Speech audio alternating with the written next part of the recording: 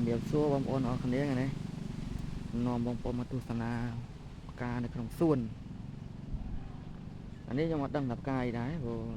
ថេងស្អាតស្អាតទៀតថតនេះក៏ដើមផ្កា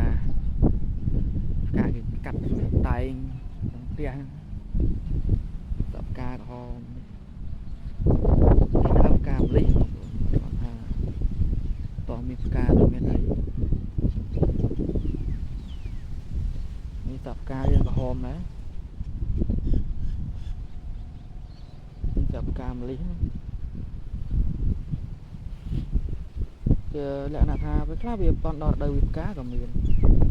តែខ្ញុំបេះឡើងពីដងហើយពេលវាផ្កាក៏អូសបាទផ្កាម្លិះហើយនោះសួនផ្កាមកជួរទៀតនោះតែខ្ញុំអត់ដឹងផ្កាអីដែរសិតផ្កាតបតែងការកាត់តែងបងច្រើនណាស់នេះមកដើមនោះមកដើមទៀតនៅខាងនោះពីរដើម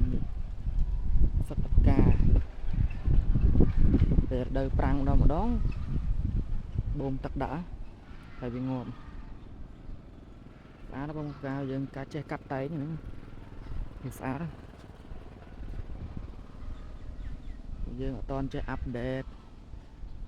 កាត់តបតែងវាស្អាតទេគឺយើងមើលអត់ចូលភ្នែកទេដឹងថាស្អាតវាមិនទេតើយើងមានកំណត់ច្នៃប្រឌិតដែរបងប្អូននៅក្នុងហ្នឹង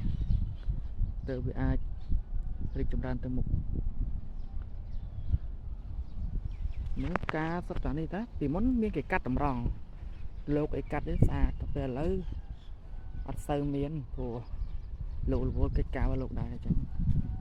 សូវមានអ្នកកាត់ទេពីមុនបានកូនសិស្សច្រើនលើកូនសិស្សគេពុះឲ្យអស់ហើយអញ្ចឹងតើលោកតនេវិការសិក្សាមិនមានពេលកាត់